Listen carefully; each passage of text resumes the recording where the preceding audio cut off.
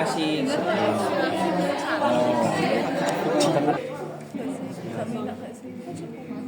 maksimal, hembuskan pelan-pelan, terus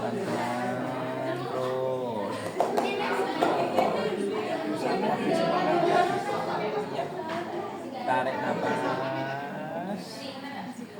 sampai penuh, hembuskan pelan-pelan, hembus, ketika hembus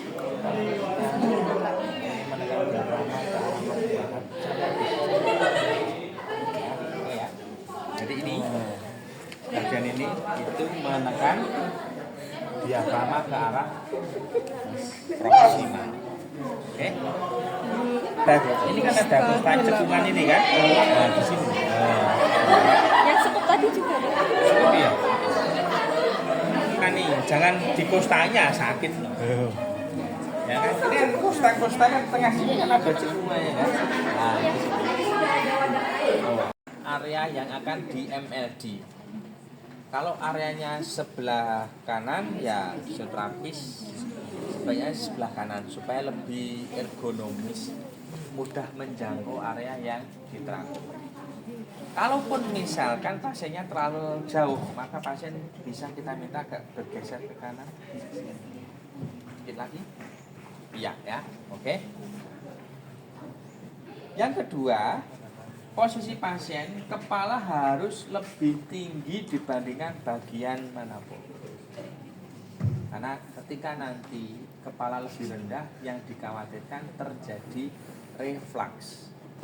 Justru cairan mengalir balik dari proksimal malah menuju ke distal.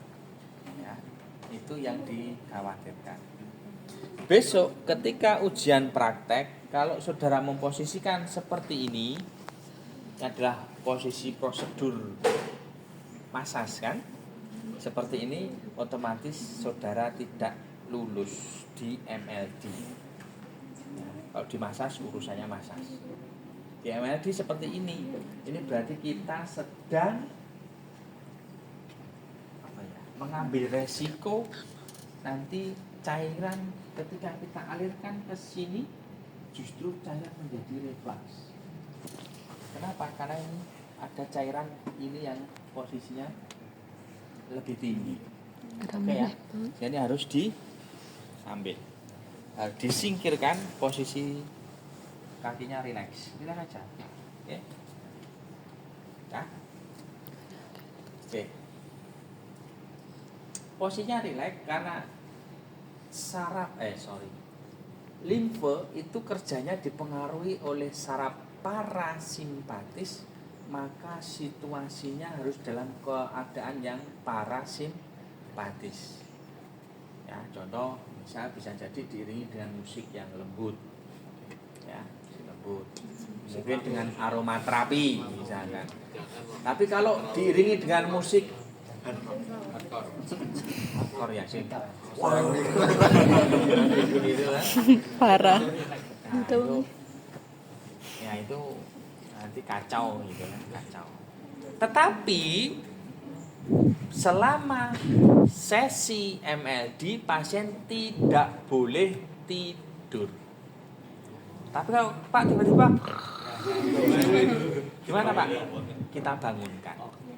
Kenapa? Ketika posisi tidur itu sudah bukan parasimpatis lagi, ya, sudah bukan kendali dari saraf parasimpatis. Ya. Hingga kalau kita melakukan MLD posisi tidur itu sudah sekeras apapun kita meng-MLD, ya, nggak ada hasilnya, gitu kan, alias sia-sia. Sehingga kalau pasiennya Pak, mohon maaf Pak, saya kok ngantuk ya. Loh Pak, lah terus gimana Pak bednya? Nah kalau mau kena cas ya dicas saja. Bapak tidur di bed saya selama 2 jam, casnya 200.000. Nah yang pertama ya, sebelum Pak Yoga refresh MLD ya, kita harus mengajari pasien melakukan breathing teknik. Nah, breathing teknik pada MLD itu tujuannya adalah membuat cairan limfe yang ada di ductus thoraxicus, cairan limfe yang ada di dalam ductus thoraxicus masuk ke jantung. Nah, ductus thoraxicus itu letaknya kira-kira sekitar mulai dari manubrium sterni sampai dengan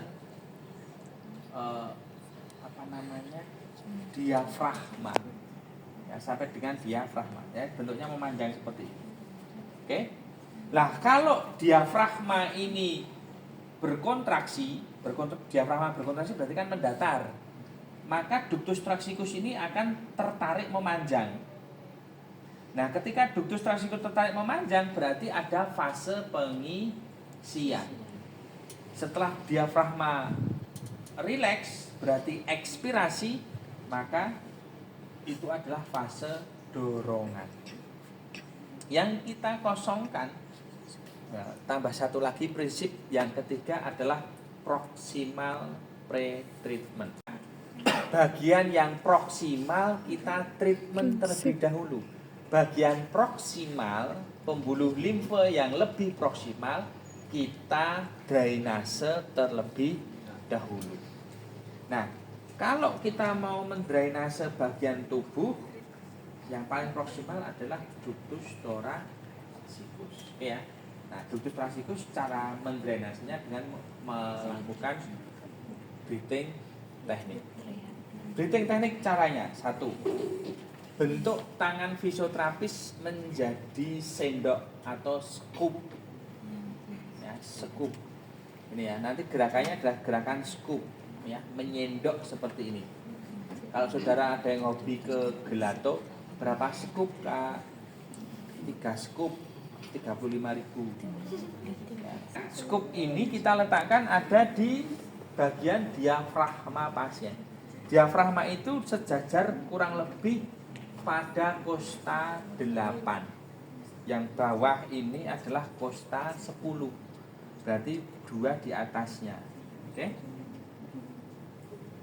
Oke, ini ya, 10 ya. Nah, diafragma itu ada di setara dengan kosta 8. Oke? Gerakannya adalah gerakan scoop seperti ini.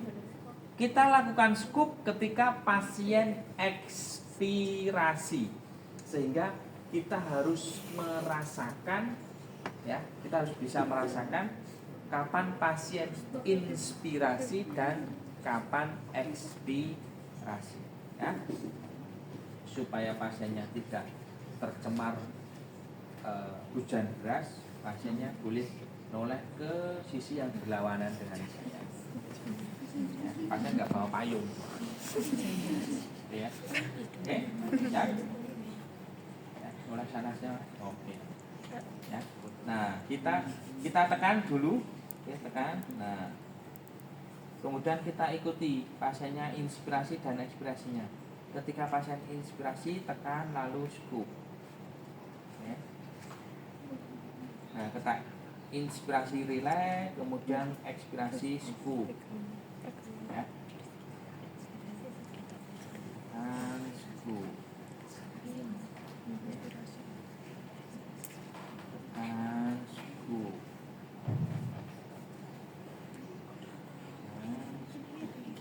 Kalau tidak kuat bisa dibantu dengan kedua tangan, ya.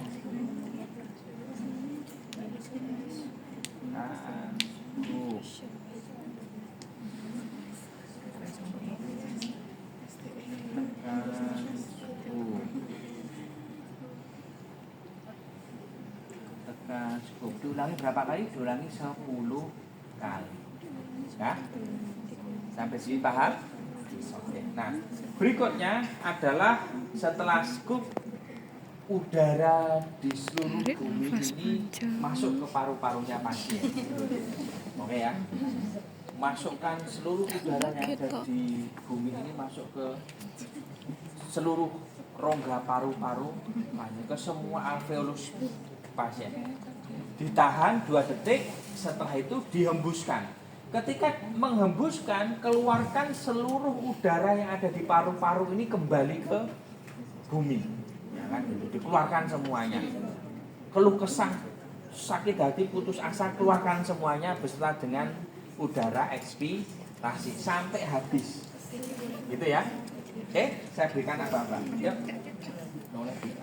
Nah, biar tidak terjadi hujan deras. Oke, tarik nafas panjang sampai penuh di dada dan di perut. Tahan. 1, 2, hembuskan pelan-pelan.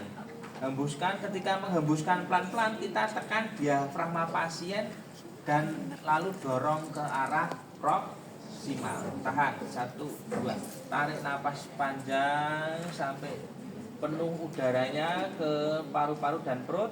Hembuskan pelan. Hembuskan pelan sambil kita dorong diafragma ke arah proksimal. Oke. Nah, terus tarik napas dalam sampai penuh. Hembuskan. Hembuskan pelan-pelan. Pelan-pelan. Ya. Oke. Ya, seperti ini.